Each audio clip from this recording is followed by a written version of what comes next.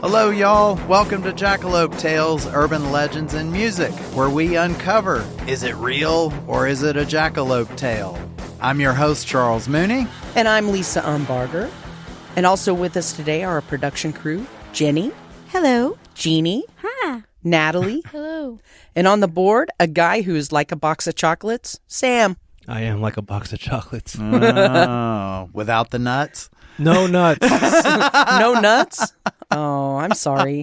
Milk chocolate, no sea salt. Okay. Oh, All right. Plain old wow. chocolate. Hershey. Damn. Okay, just straight up stuff. Yep. Ah, So today we're also going to talk about straight up stuff. We're going to talk about romance that happens between musicians. yeah, we just had Valentine's recently, Right. and what better thing for the show to focus on than the negative aspect of love? Right. So It's let's like a not focus. belated, Yeah, beheaded yeah. Valentine. People would tune out if it's about love and relationships and how nice they are in the music world. Right. We're going to talk about the down in the dirt, dirty relationships. We're going to talk about Edie Brickell and Todd Lewis. And then I've got old Justin Timberlake and Britney Spears. Ooh, that one's hot right now. Oh, yeah. So we're calling this one My Bloody Valentine. Right. Ah, Although probably no blood was shed for real. not yet. Just like tongues. Right. Forked tongues. They just cried blood. Right. Yeah. But I know in thinking about the episode, we were talking about love songs Yeah. that we kind of like.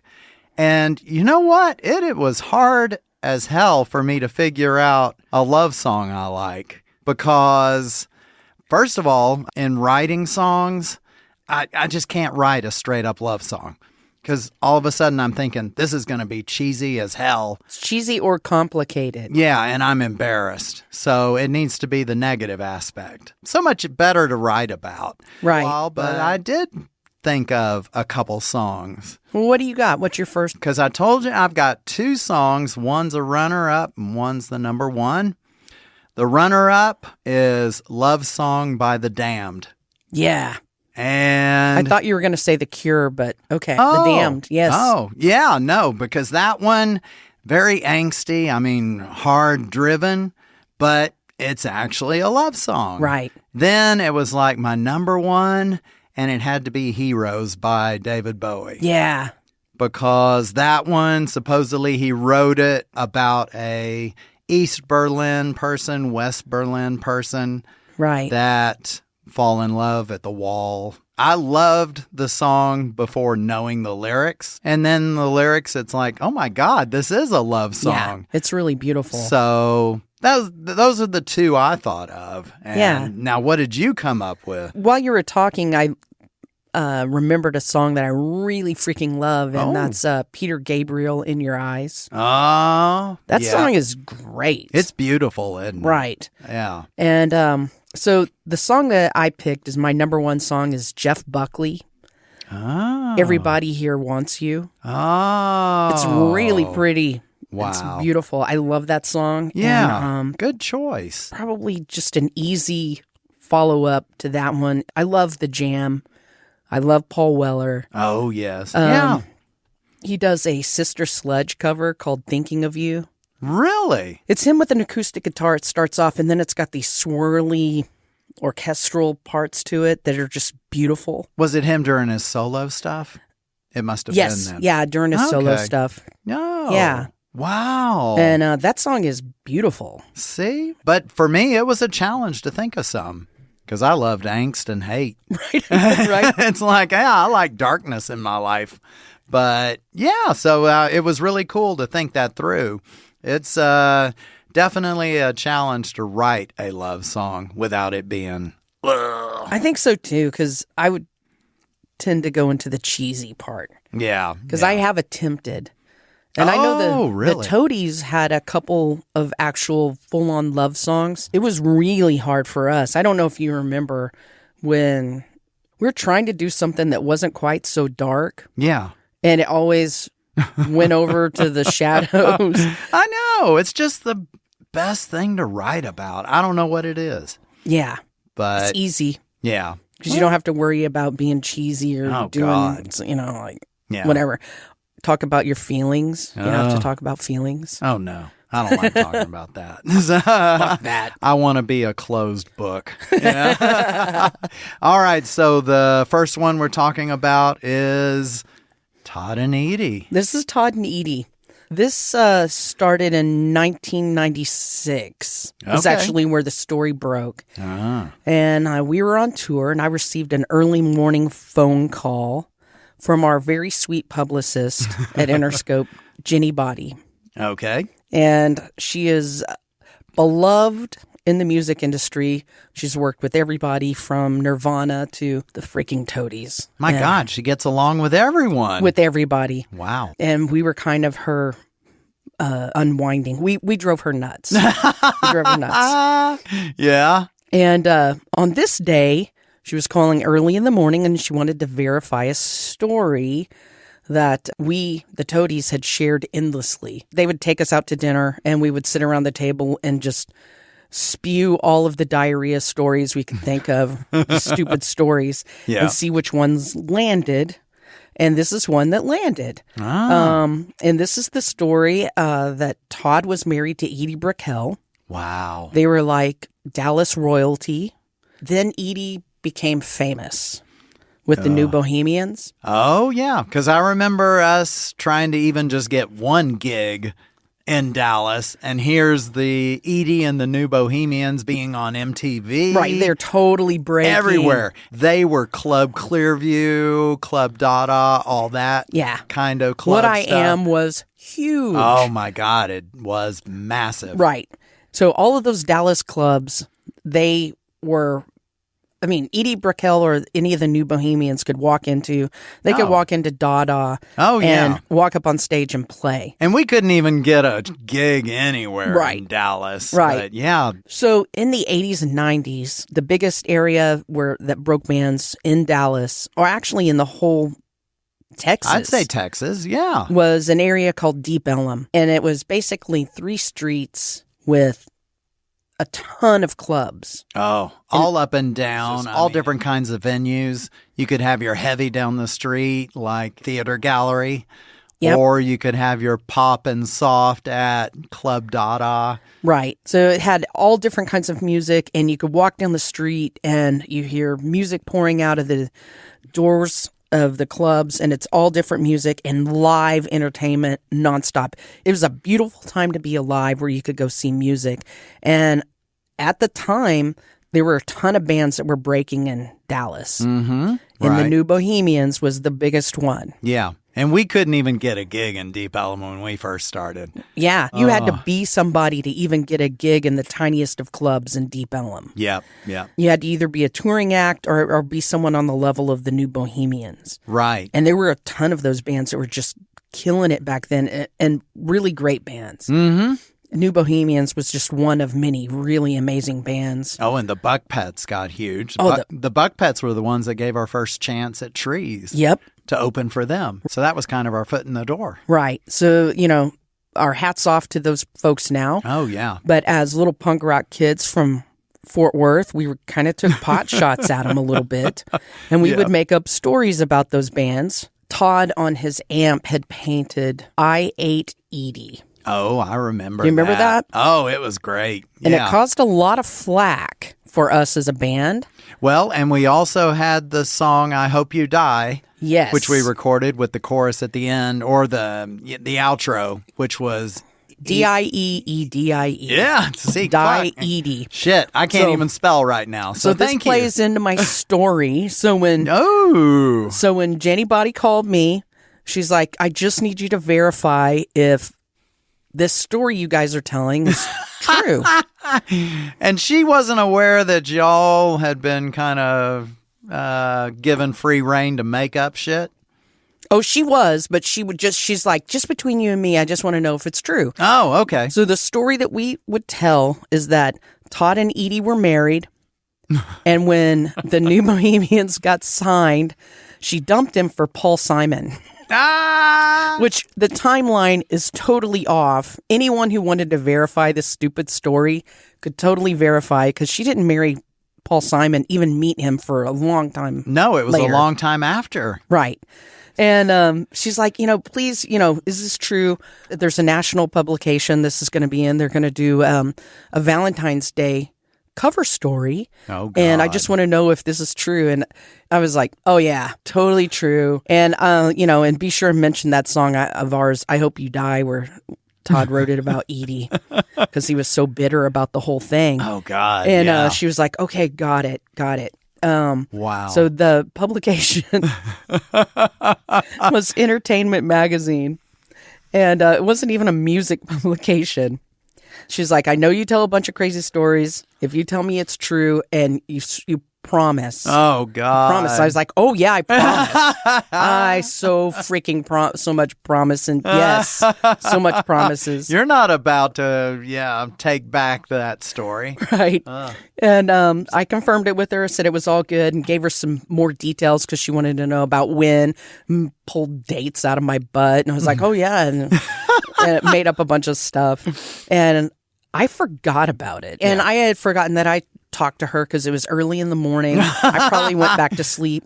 That's why you were so agreeable. Right. Yeah. And this is back in the olden days where we didn't have cell phones and stuff. So when we were on tour, the record company would send packages to the hotels because they knew what hotels were staying in. Oh, yeah. And they would send press packs and you'd open up this little package and it would have all the articles and reviews and all that kind of stuff. So you would look at your chart standings and all that crap and read the reviews. On this particular day when we opened it up, it had a copy of Entertainment Magazine in it. Holy crap. And on the cover was Todd's sordid relationship with Edie. Oh, my God. It was like a headline on the cover? It was on the freaking cover. Oh, my God. And so I wasn't the first one to see the package. Usually it's our tour manager who opened up. And he had opened it up and put it out on the kitchen table in our tour bus for us to look at. Yeah. And when I got on the bus, everyone was circling around it reading. Oh, and I was like, I bet it was getting attention. Right. And they were like... They were going, what the hell? Oh my God, how did this story make it? Because, we always tell that stupid story. And you're standing back there going, oops. So, and it was like really focused on Todd's broken heart. Oh, and I was like, oh, fuck, this is so great. And I came in, I was like, I confirmed that story with Jenny. My God. And when Jenny called, I told her that this was true, and they're like, oh, my God, that's great. Yeah. And we're all, like, happy. Oh, yeah. And the next time we saw her...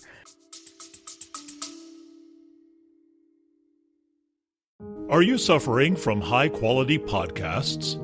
You see, quality podcasts stimulate parts of your brain, leading to an irksome condition called thinking. But suffer no more, my friend.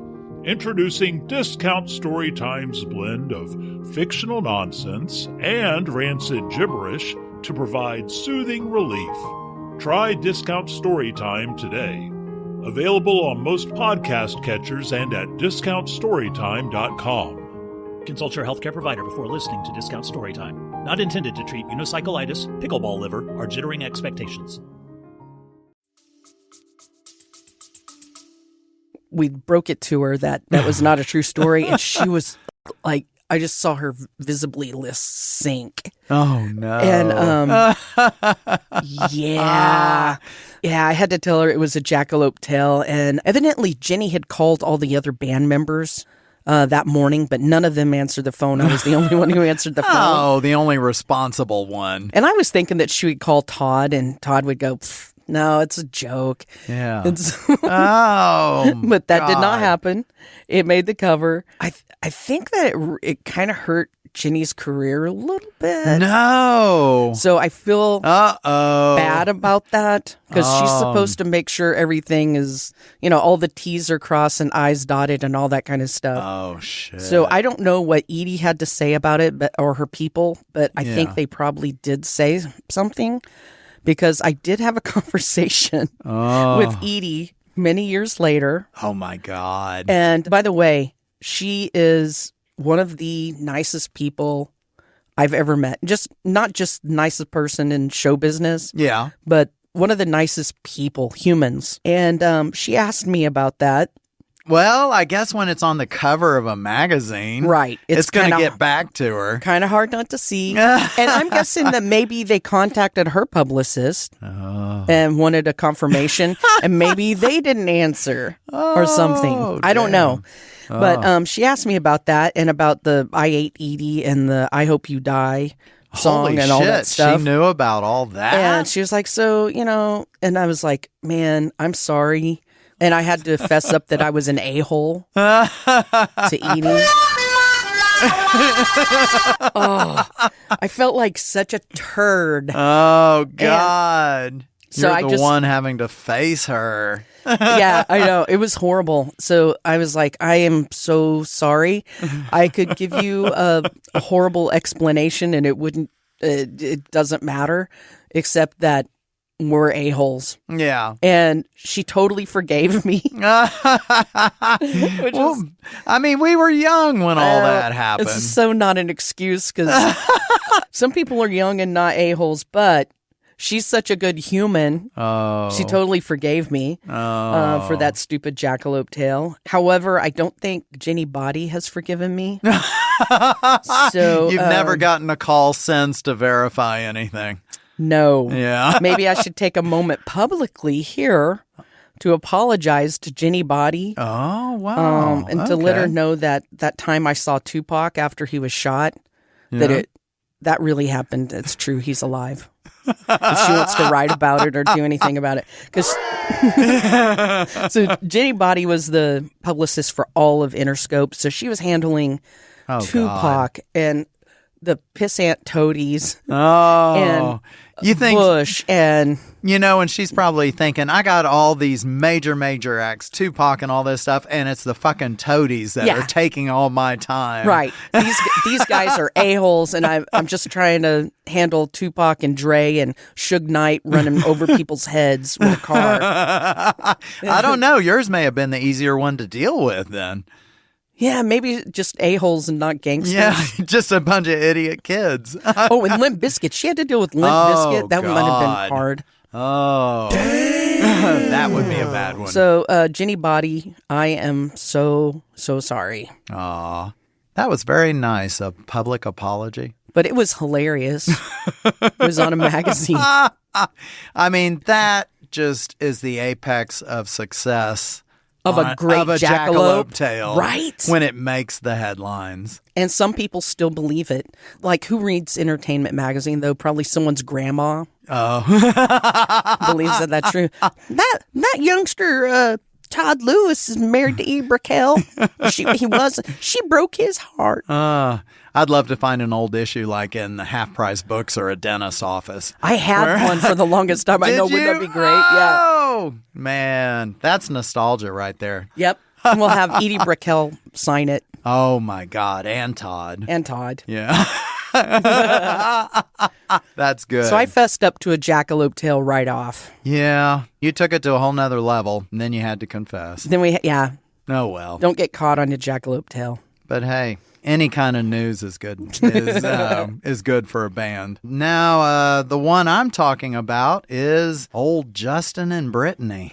This one is so juicy. I knew kind of some of it, but when I started getting into the details, it's like, holy shit, this one's getting really interesting. Now, what's insane, though, is it's been like 2 decades since they called it quits. Yeah. But shit is still happening. I know. It's nuts. But yeah, because they called it quits 2 decades ago. But I mean, fans and the media, they're still heavily invested in the whole rocky romance they had. People have been defending Britney because she kind of... Yes. Yeah, that's so in her true. book and that new the latest court case, has kind of changed people's minds about her, that she wasn't completely batshit crazy. No, and when I started getting into all the details, I've got to say, and y'all will have to decide for yourselves, but I'm Team Britney. Mm-hmm. Yeah, because of course, their relationship all started in the early 90s when they were filming Mickey Mouse Club. Yep. Oh my God. So many started there. There have been a bunch, but they were on at the same time. And in 1999, that's kind of when their careers started really skyrocketing. Mm-hmm. And that's when they confirmed they were dating. It Okay. was all like, oh, these little Mickey Mouse kids that grew up.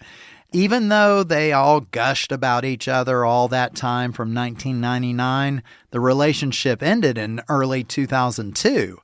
That's only, 3 years? It seemed like it was longer. Yeah. It really does. And for it to still be going on is Right. what's insane. See, the whole thing got really messy way back right after the breakup because Justin released his song Cry Me a River. Right. And he talked to Barbara Walters in an interview about the relationship. And that's when reports about Britney cheated on Justin in the relationship and all this. And in the Cry Me a River video, it featured a Britney Spears lookalike that recreated their split, which the recreation definitely made it like Justin was the victim. So he looked like a good-hearted person. Yeah, that he was the innocent one. Right. And poor Britney, it's like she just couldn't get any respect or anything from anyone because she was kind of quiet about everything. There was an interview she did with Diane Sawyer in 2003, and she was just acting like she had really just been saddened by the whole breakup because she loved Justin. And Diane Sawyer even asked her, like, so you cheated on him and all this stuff? And she just never really would say much. Right. She didn't talk about the relationship because it was private. No, exactly. Right. And then it's like in 2013, like 10 years after the interview even, when he was getting ready to perform Cry Me a River at a concert, Justin said, quote, "Sometimes in life you think you've found the one, but then one day you find out that she is just some bitch." Whoa. So coming right before the song he wrote about Britney. So he said that at a concert. And of course, people didn't really hold anything against him because they're thinking, this poor guy's the victim. It's funny because Justin Timberlake would kind of maybe say a little something at one point, but then be quiet for a while and then throw a little jab every once in a while. But Britney always stayed quiet. So in 2021, there was a documentary that came out about Britney called Framing Britney Spears. Mm-hmm. Have you seen it? I have. Oh, what'd you think? I thought it was awesome. Yeah. Yeah. I know, because it's like these recent documentaries really show her side. But right as that documentary was coming out, it's like Justin knew that shit was going to come out about him because he put out a message on Instagram and saying he was sorry about his actions that contributed to the problems with like Britney. The whole Janet Jackson thing. Janet Jackson, yeah. Was ridiculous. Oh, God. He was apologizing for all that he did. Nipplegate. Yeah, exactly. With Britney and Janet. It's basically where he was trying to cover his ass because he knew what was going to be coming out. And now we get to 2023. So this shit is still going on because guess what comes out? Britney's memoir, The Woman in Me. And she dropped a bombshell that was speaking about how Justin basically pushed her to have an abortion. Yeah. When she was 19. She said that he wasn't happy about the pregnancy, and she shared that she did decide to terminate the pregnancy, but it was the reason was because Justin wasn't ready to be a father. But if she had it to do over again and it were solely up to her, she would have kept the baby. Then Britney also came out in her memoir saying, guess what? Justin cheated on me also. During that time where he was blaming me being the cheater. Now, since that, boy, Justin's ass has been in the fire. I know, it's awesome. It really is. And that's where I was like, damn, I'm Team Britney. Yep. Justin has been viciously attacked online since this came out. He reportedly fled to Mexico as trolls brand him a cheat. He disabled his comments on his Instagram account. Yep. And then even his wife, who is Jessica Biel, slapped a limit on her Instagram comments as she was getting trolled for staying married to him after the allegations came out. So just shit's going down against him. Right. And on TikTok, it's vicious. Have you seen any of those? Not the TikTok ones. So the TikTok ones that it'll make you laugh. So they're going, it's like creepy dad. All the younger people are saying he's like creepy dad dancing. Oh, yeah. And so there's a couple videos of him, and it looks like it's not a regular concert. It looks like it's maybe like some kind of corporate function where they paid him to play. Oh, okay. And he's wearing tennis shoes and Dockers and an old man button-up shirt. And a members only jacket. Yes. And he's like trying to do his Justin Timberlake moves. And people are like, yeah, this is just creepy. This is creepy. Oh. Dad's rubbing his crotch. Oh, God. Ever since then, it's like Justin has to do something to be a dick. It's always when he plays the song Cry Me a River, but he did it in February this year, 2024, when he was performing it at a concert in New York City. And he told the crowd right before the song that he wanted to take this opportunity to apologize to absolutely fucking nobody. Man. And his comment, of course, made headlines, just like Todd's relationship with Edie. And Britney responded via Instagram. They love Instagram, I can tell. But she responded saying, "Someone told me someone was talking shit about me on the streets. Do you want to bring it to the court, or will you go home crying to your mom like you did last time? Ouch. I'm not sorry." Oh, man. Oh. See, this is a good little juicy drama. Oh, God. Can you imagine? It's like Jessica Biel, who's married to Justin. She must be fucking irritated with this so bad. Yep. Because it's like, Justin, you need to shut the fuck up. Yep. Put this relationship to an end because it's been so long. And it's like I can see him sitting at the dinner table just, Britney. He's eating like peas and carrots. Yeah. And she's like, shut up and eat your meatloaf. Right. And it's, it keeps coming back. But hey, listen, for me, she was quiet for so long. So now you've got it with all this stuff coming out. And it's showing how Justin really was during that relationship early on. He wasn't the victim. She's definitely being vindicated for all of that time. I love that. I do too. I don't think you can be famous without having a little bit of crazy. Yeah. Because it makes you crazy, doesn't it? It makes you crazy. The industry makes you crazy no matter if you're in movies, music, whatever. Yeah. You get a little bit of crazy because you're isolated. Right. From everything. You have all these, your people talk to their people, and you're isolated, and you get in your head, and you get a little cray-cray. So, I mean, we saw that with her. I mean, she was a when child she cut star. her hair and everything. Yeah. She was a child star who didn't know how to handle the fame, and her parents definitely did not empower That's her a in whole any way. other podcast. Yes. There. Yeah. There's a certain part of me that's going, yeah, fuck that, because I always felt like Justin Timberlake was a little bit inauthentic. And you can see it especially when he's doing his little bro stuff with Jimmy Fallon. Oh, God. Who I don't like at all. Yeah. Yeah, they feel like bros, and they'd run around and do the keg stand and they just want to act like college guys forever. And they don't want to ask permission. Oh, yeah. To touch your boobs. Yeah, they're those guys. Yep. Who needs them? Right. Yeah. Fuck 'em. I love TikTok. Please keep making fun of Justin Timberlake. Oh, my God. It yeah. is fucking hilarious. Oh, yeah. And he just needs to shut his fucking mouth. But he can't. So. Yep. So he gets what he deserves. Yeah, exactly. Oh, man.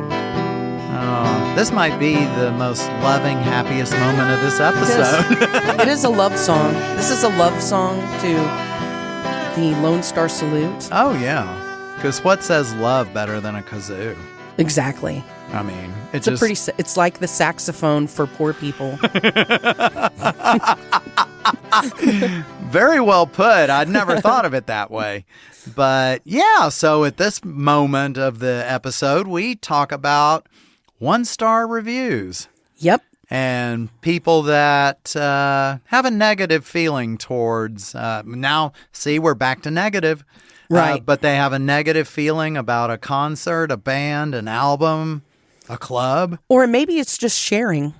Yeah. Oh, there you go. They're sharing. Yeah. They need to get it off their chest. Right. So, but now in this instance, though, we're kind of putting a little twist. Cut the song?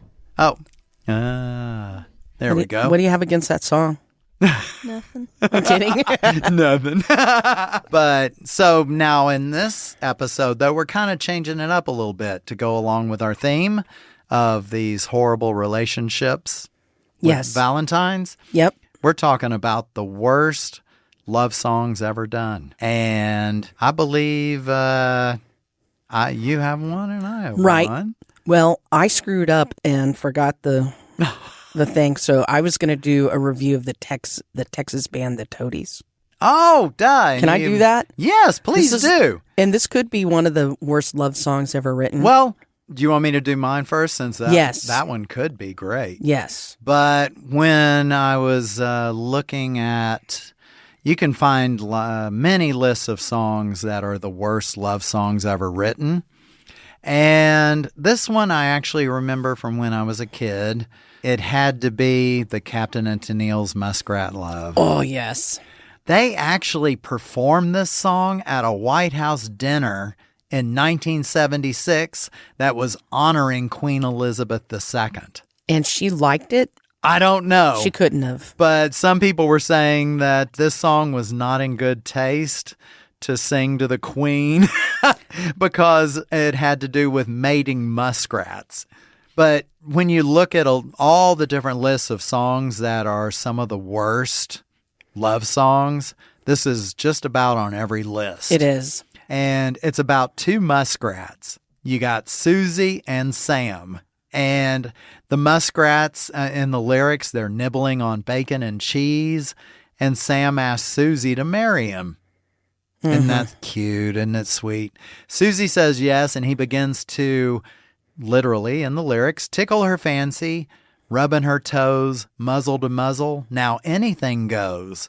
As they wriggle, Sue starts to giggle. You know, I don't remember those lyrics as a child. I loved this song as a kid. Isn't that sad? I did too. And it's like, now I'm fucking embarrassed. I used to watch the Captain and Tennille show. Talk about a wholesome husband and wife. And this isn't a wholesome song. So that one is that. And you've got a 1-star on the Toadies. Right. I'm going to read a 1-star of the Toadies, but I would have to say that probably the worst love song out there is Having My Baby by Paul Anka. God, yes. And that is, oh my God. That's a horrible song. So that, I mean, if I was going to write a Lone Star Salute, it would be Having My Baby, because that was a horrible song. That was another one that was on tons of lists. Right. Yeah. It's such a chauvinistic. I know. It's just, it's yeah, like, it's you're his just a baby. tool right. to have my baby. Right. A birthing agent. So it's such a weird song. God. So I'm going to read a review of the Toadies' Play Rock Music by Audra Schroeder from the Dallas Observer. Ooh, local. Yeah. Okay. So I've edited it a little bit. I edited out the middle part of it. So Audra, if you're listening, I apologize, but just to keep the length of it. And here's what Audra says. Recently, I was gently reminded that the Toadies have a new album out called Play Rock Music. I listened to the album a couple of times and tried to wrap my head around it. I waited for something to grab me, a hook, a melody, anything. Instead, I found myself wincing. I couldn't bring myself to engage in the music. I was underwhelmed. As a base critical instinct, I suppose I wanted to rip it apart. As a rock record, play rock music is fairly unimaginative. Oh, ouch, yeah. The Toadies sound has not really progressed beyond the same razzy guitar riffs and bottom-feeding bass lines that informed 1994's Rubberneck. After a third spin, I asked myself, this record is awful, right? I went back and listened to play rock music again last night, trying to find something, anything, that would sway my line of questioning and make me stumble upon some great cosmic truth about the Toadies. Huh? I'm still searching. That's funny. And disclaimer, we weren't on that record. I wasn't on that record. Didn't have anything to do with it. Oh, my God. So it makes it easy to laugh. Oh, it really does. And I'm having a drink to that. Yes. Cheers, Audra. Yeah, cheers. There you go. Yeah. She gave it a lot of tries. She did. You can't argue with that. She had some fortitude to keep going. I mean, I would have stopped after one listen. Yep. I would have been like, fuck, nothing grabbed me, I'm out. Yep. But I was like, no hooks, goodbye. But man, fourth time and still couldn't find anything. I know, right? Oh, that's bad. Yeah, that's a broken heart. Ooh.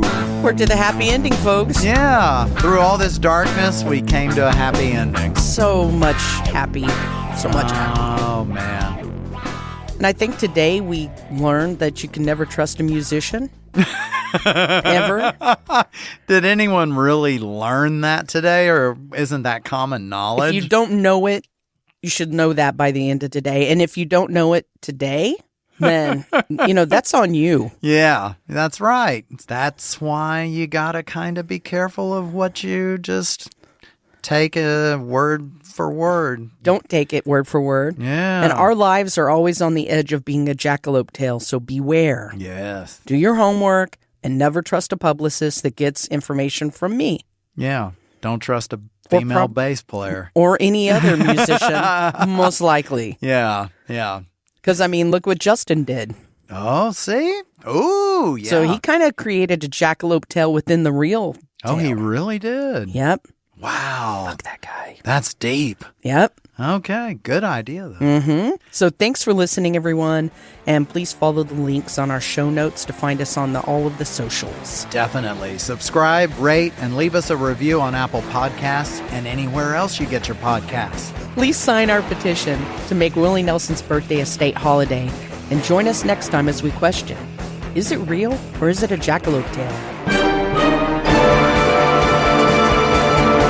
So much suspense. Don't believe anything. Except me.